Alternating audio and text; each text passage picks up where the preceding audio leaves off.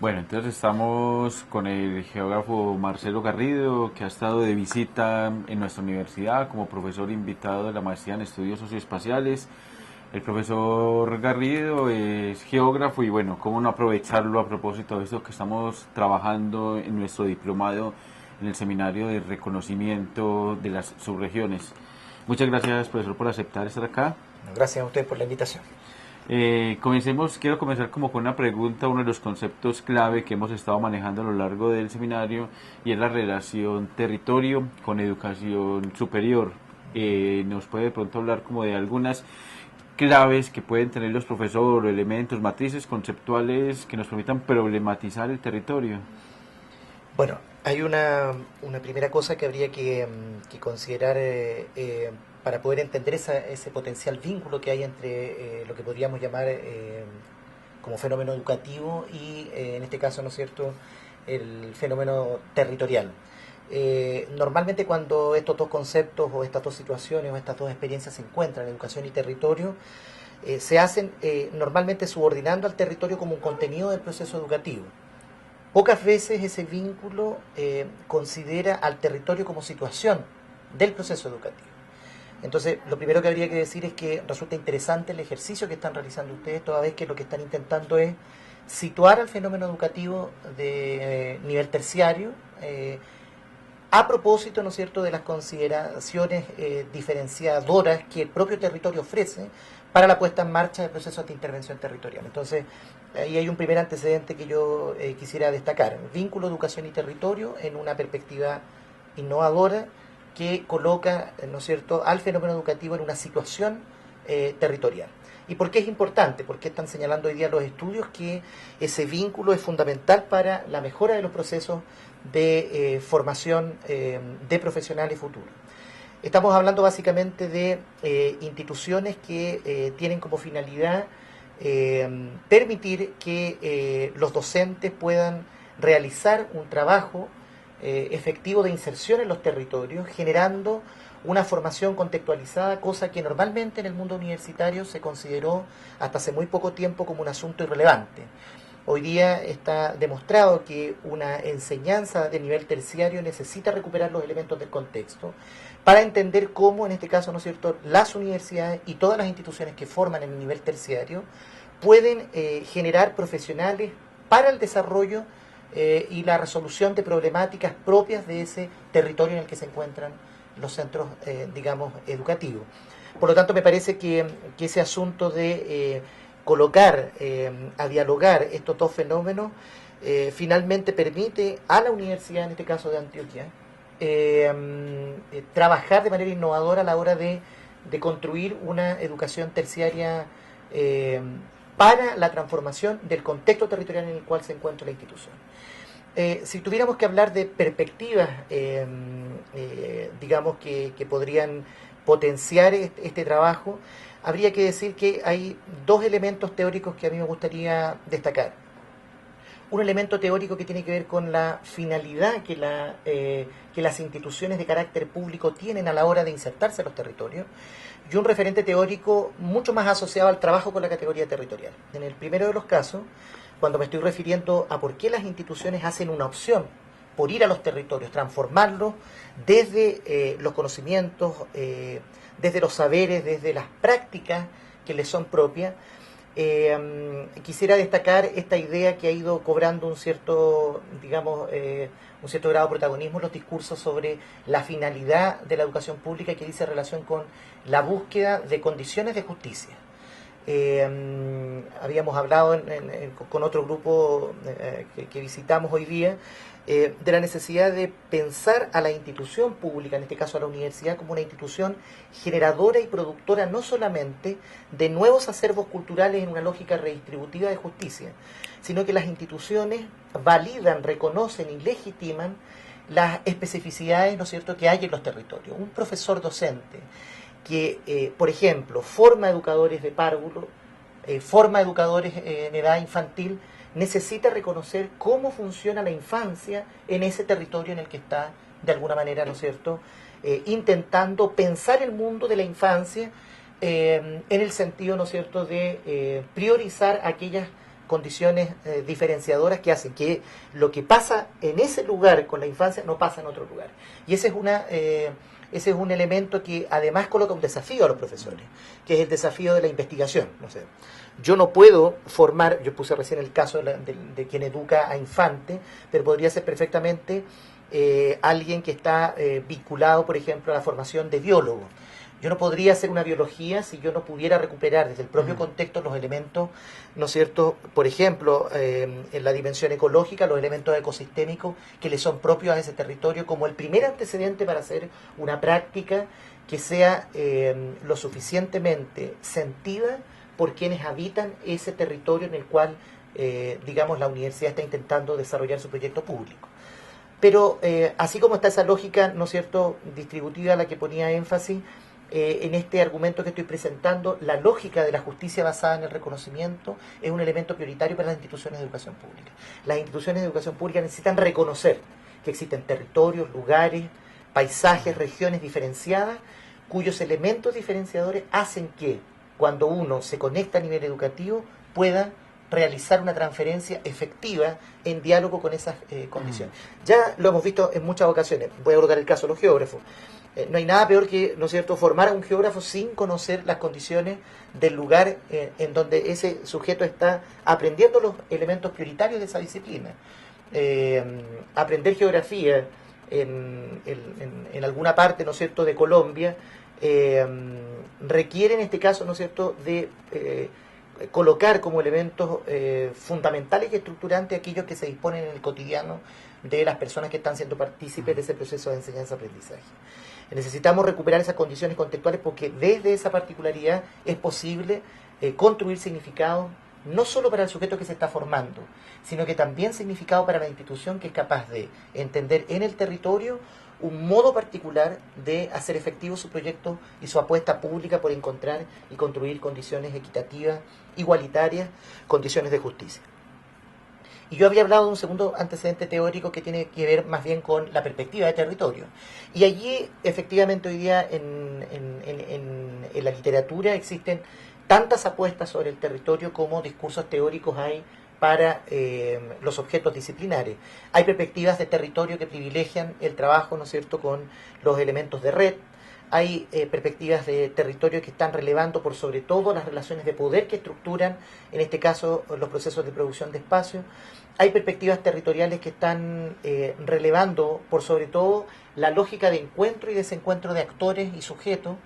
Hay perspectivas de análisis territorial en donde lo que se releva son los campos, ¿no es cierto?, ideológicos y cosmovisionarios que están a la base de los procesos de producción de espacio. Por lo tanto, hoy día en el discurso teórico tenemos varias formas de aproximarnos a ese territorio y lo que sí uno podría encontrar en todas esas perspectivas es la siguiente idea. Finalmente, un territorio es un espacio geográfico en donde se relevan elementos que de alguna manera le son propios a una perspectiva que no solo la geografía, sino que otras muchas disciplinas han estado trabajando, que es la dimensión, yo diría, de perspectiva más política. O sea, finalmente la producción de espacio es una producción no solo cultural y social, sino que es una producción política en donde estas relaciones entre los sujetos con su medio van posibilitando de alguna manera, ¿no es cierto?, la generación de nuevas realidades y de nuevos campos posibles. Por eso que cuando la universidad hace una apuesta por entender y cuando los profesores hacen una apuesta por ir a un territorio, lo que deben hacer en primer lugar es develar esas relaciones de poder, esos elementos de encuentro entre actores y sujetos, etcétera. Marcelo, en los trabajos previos y en las reflexiones preliminares hemos encontrado, hemos entendido a la universidad como un objeto y como una acción territorial que se ha venido instalando en este proceso que llamamos de regionalización en territorios en las diferentes subregiones. Tenemos sedes en las 9 subregiones. Cuando estamos diciendo que entender la universidad como objeto y como acción en el territorio es porque lo estamos entendiendo también como una trama, una determinada perspectiva teórica. ¿Qué nos podrías decir acerca de qué implica entender el territorio como un sistema de objetos y un sistema de acciones? Bueno, ahí tú me estás preguntando, Alejandro, por una por una consideración que yo diría que ha ganado bastantes adeptos en el mundo latinoamericano para entender, en este caso, la perspectiva territorial que tiene que ver con esta idea del espacio como conjunto indisoluble y solidario, ¿no es cierto?, que es una categorización y definición que hace el profesor Milton Santos y que después toda la línea de pensamiento crítico desarrolla muy fuertemente. Estamos pensando que el territorio se compone de hechos materiales, pero también, ¿no es cierto?, de ideas y sistemas de significaciones. Al mismo tiempo, esos objetos y esas acciones pueden ser fijas y y fluidas. Y tenemos además un tercer elemento, y es que pueden tener una condición estática en un sentido, ¿no es cierto?, de inmutabilidad temporal, y también pueden ser móviles o continuas en el sentido también temporal. Por lo tanto, el territorio son todos estos continuos, flujos, rupturas, fijos, fluidos. Estamos hablando, ¿no es cierto?, de objetos, ideas, significaciones que de alguna manera están encontrándose de manera contradictoria y también, como lo dice Milton Santos, en un sentido solidario. Cuando nosotros extrapolamos esa definición y miramos lo que está aconteciendo hoy día con las universidades en muchas partes de América Latina, estamos pensando que la universidad cumple una función específica dentro de la producción de territorio. No es solo que la universidad piensa el territorio como un objeto de conocimiento, sino que la universidad participa del proceso de producción territorial, toda vez que está llamada a contribuir a la generación de esto que tú llamas trama, en un formato, digamos, paralelo, lo que algunos autores llaman red, lo que otros autores llaman definitivamente, ¿no es cierto?, entretejido. Estamos pensando que la universidad dinamiza una acción descentralizadora, cuando esta universidad es parte de un proyecto público, en el sentido de democratizar el saber y el conocimiento, disponerlo en las distintas regiones para que efectivamente esas regiones puedan considerarse como de alguna manera, ¿no es cierto?, depositarias de un influjo que les va a permitir desarrollarse de manera autónoma, puesto que el conocimiento deja de estar de alguna manera sujeto a la centralidad, y el conocimiento, ¿no es cierto?, ocupa desde una posición periférica una nueva alternativa para producir nuevas realidades, y la universidad es fundamental para eso, cuando desarrolla extensión, cuando desarrolla docencia, pero sobre todo cuando desarrolla investigación, situada, conectada con esos elementos que aparentemente la institucionalidad centralizada no logra entender. Y ahí hay mucho prejuicio. Los profesores, y eso hay varios investigadores que están señalando, cuando estas universidades se descentralizan, van a los territorios, el profesor trae toda la carga de prejuicios y estereotipos del centro, y voy a ocupar el término centro porque el centro podría ser Antioquía, Bogotá, Santiago de Chile, Buenos Aires, y cree que es el margen el que carente de producción de conocimientos de primer nivel, tiene que solamente recepcionar aquello que ha sido producido con cierto grado de legitimidad en el centro. La idea de una universidad inserta en el mundo regional significa también entenderse en términos profesionales como un sujeto que requiere deslocalizarse, desmantelar la posición de habla, y eso es un elemento absolutamente, yo diría, prioritario para este proyecto, para un proyecto descentralizador, territorializante de una universidad que es capaz de salir del centro, de su concentración de acciones. Y es la necesidad de no solicitarle al sujeto que está en ese otro territorio, el territorio del margen, que desmantele su lugar de habla, que es lo que normalmente pedimos. No haga esa práctica, así no se hace, esto es la ciencia, así ha sido producido el conocimiento, por favor siga los lineamientos del nivel central. ¿Ya? Finalmente, no confíe en los que están aquí, porque esos son saberes que fueron construidos desde el margen. Significa no decirle al otro que desmantele el habla, sino que efectivamente desmantelar el habla propia. Al desmantelarlo, tú desmantelas protocolos, secuencias, pero también, de alguna manera, los grados de legitimidad con que de alguna manera terminan operando estas acciones prácticas de ir a los territorios como creer que los territorios solo se pueden construir desde el centro y no desde el margen. Y esa es una tarea, yo diría, a estas alturas prioritaria. Pero también le exige al que está recepcionando esa enseñanza-aprendizaje formalizada en el nivel terciario desde el mundo centralizado, creer efectivamente que es posible construir desde allí. Y ese es el trabajo más difícil, porque la gente sigue referenciando al centro. Entonces, existe casi una convicción instalada de que porque tú te formas en el margen, entonces no tienes posibilidad, ¿no es cierto?, que de eso que has construido tenga algún grado de legitimidad para el conjunto de realidades territoriales.